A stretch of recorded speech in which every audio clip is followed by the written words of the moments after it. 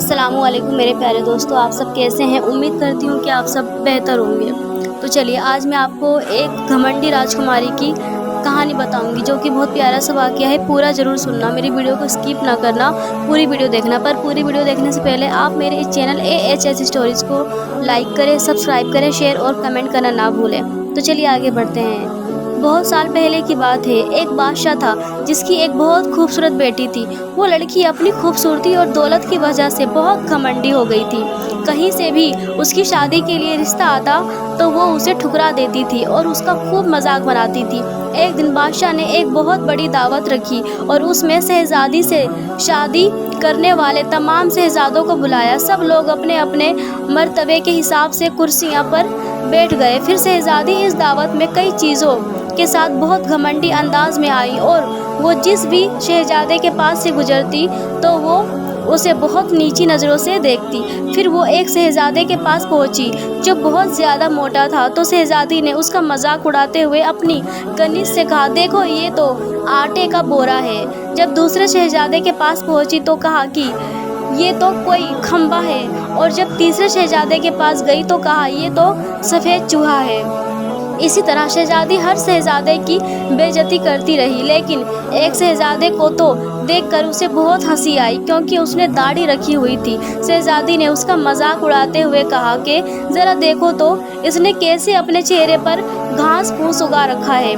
बादशाह ने जब ये देखा कि कैसे मेरी बेटी मेहमानों का मजाक उड़ा रही है तो बादशाह को बहुत गुस्सा आया और उसने ये भरे दरबार में ऐलान कर दिया कि शहजादे पसंद करें या ना करें, लेकिन मैं इसकी शादी किसी गरीब या फकीर से कराऊंगा।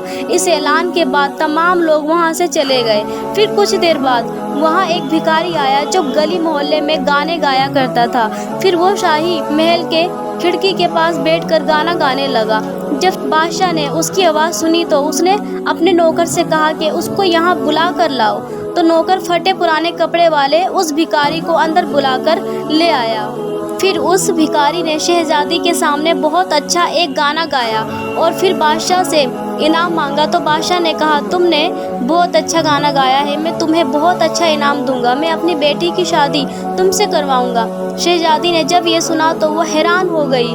उसने बहुत ज़्यादा ड्रामा किया, लेकिन बादशाह ने उसकी एक ना सुनी। बादशाह ने उसे डांटते हुए कहा कि मैंने मेहमानों के सामने ये वादा किया था कि मैं तुम्हारी शादी किसी भिखारी से कराऊंगा।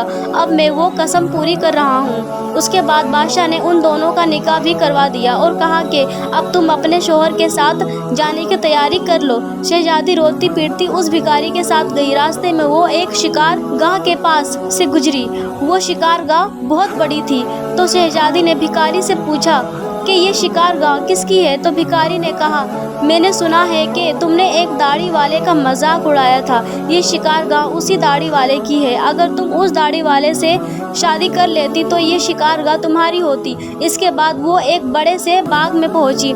ये बाग देखकर शहजादी ने पूछा कि ये बाग किसका है। तो भिखारी ने कहा, ये बाग भी उसी दाढ़ी वाले का है। फिर वो एक बड़े अजीमो शान शहर में दाखिल हुई। इतना बड़ा और खूबसूरत शहर देखकर शहजादी हैरान हो गई। उसने पूछा कि इस शहर का मालिक कौन है। तो भिखारी ने कहा, ये शहर दाढ़ी वाले के मुल्क में आता है। अगर तुम उससे शादी कर लेती तो ये सब तुम्हारा होता। शहजादी ने अफसोस करते हुए कहा कि मैंने बहुत बड़ी गलती कर दी, काश मैं उससे शादी कर लेती। तो भिखारी ने नाराज़ होते हुए कहा कि मुझे उससे कोई मतलब नहीं, मगर तुम मेरे होते हुए किसी दूसरे मर्द की बातें क्यों कर रही हो?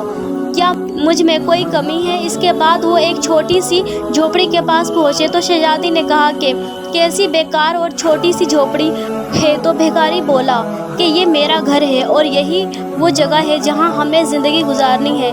तो शहजादी बोली कि तुम्हारा नौकर कहाँ है। तो भिखारी बोला कि हमें नौकरों से क्या काम, तुम हर काम कर सकती हो। चलो अब तुम आग जलाओ और मेरे लिए खाना बनाओ, मैं बहुत थक चुका हूँ। लेकिन शहजादी को खाना पकाना नहीं आता था। तो भिखारी ने उसकी मदद की। फिर कुछ देर बाद उन्होंने उल्टा सीधा खाना पकाकर खा लिया और सो गए। दूसरे दिन उसे भिखारी ने जगाया और घर का काम करने को कहा। शहजादी पूरा दिन काम करती रही, उस पर से भिखारी की डांट भी सुनती रही।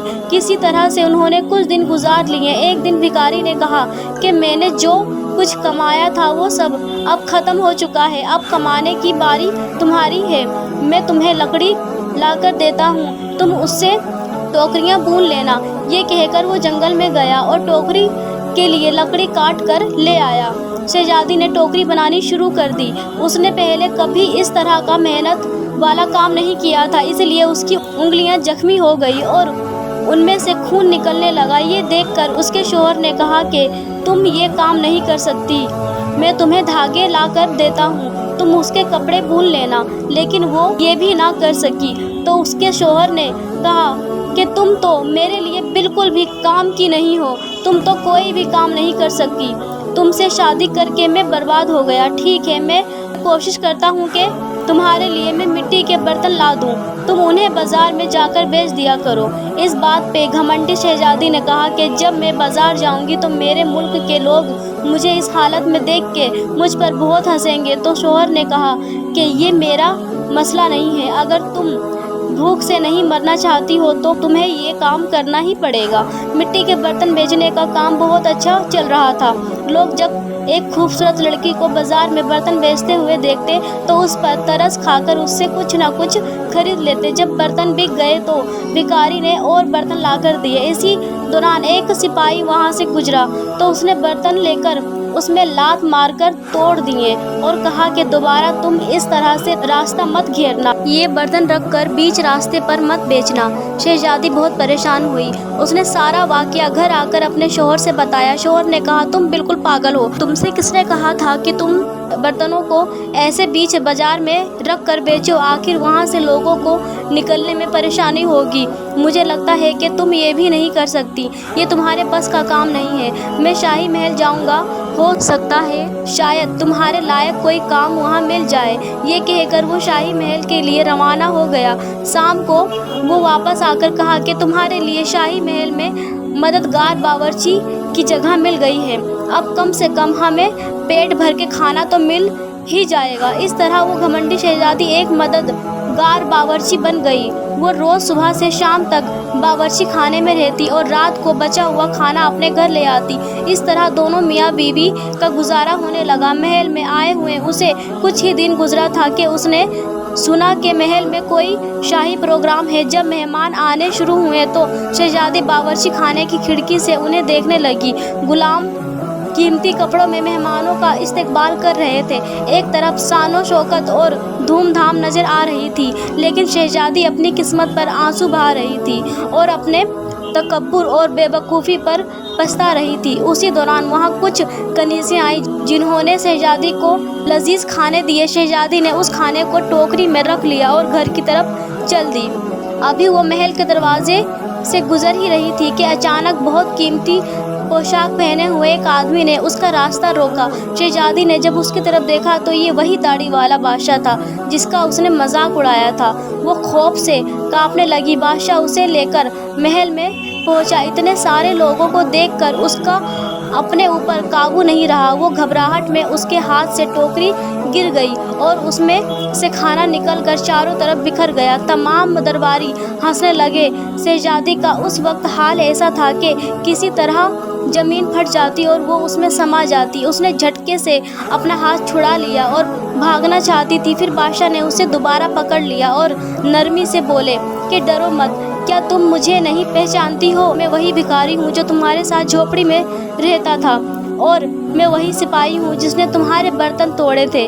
یہ سب کچھ میں نے تمہارے لیے اس لیے کیا کیونکہ میں تمہیں پسند کرتا تھا اور تم سے شادی کرنا چاہتا تھا۔ اب تمہارے گھمنڈ کا علاج ہو چکا ہے۔ میں وہی بھکاری ہوں جس کے ساتھ تم رہا کرتی تھی۔ اب تمہیں اچھا سبق مل گیا ہے، پچھلے باتوں کو بھول جاؤ اور دیکھو ہماری شادی کی تیاری ہو رہی ہے۔ اسی وقت کنیزیاں آئی اور اسے اپنے ساتھ لے گئیں۔ شہزادی کو نہلا کر اسے دلہن کا لباس پہنایا گیا۔ پھر جب وہ دوبارہ وہاں آئی تو دیکھا کہ اس کے ماں باپ اور تمام درباری وہاں موجود تھے۔ لوگوں نے اسے مبارکباد دی۔ اس وقت شہزادی بالکل بدل گئی تھی۔ اس کا گزر، اس کا گھمنڈ سب ختم، اس کا غرور، اس کا گھمنڈ سب ختم ہو چکا تھا۔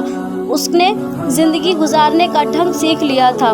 دوستو حالات جیسے بھی ہوں انسان کو کبھی تکبر اور گھمنڈ نہیں کرنا چاہیے۔ اللہ تعالیٰ کا ہمیشہ شکر ادا کرنا چاہیے، بھلا آپ کسی بھی حال میں ہو، آپ کا اچھا حال ہو یا آپ کا برا حال ہو، کبھی بھی آپ اللہ تعالیٰ کو برا نہ بولے۔ اس چیز میں بھی آپ اپنی پریشانی دکھی کے حالات میں بھی اللہ تعالیٰ کا شکر ادا کریں۔ تو میرے پیارے دوستو اگر آپ کو میری ویڈیو اچھی لگی ہو تو پلیز جلدی کریں میرے اس چینل AHS اسٹوریز کو لائک کریں، سبسکرائب کریں، شیئر اور کمنٹ کرنا نہ بھولیں پلیز۔ اللہ حافظ۔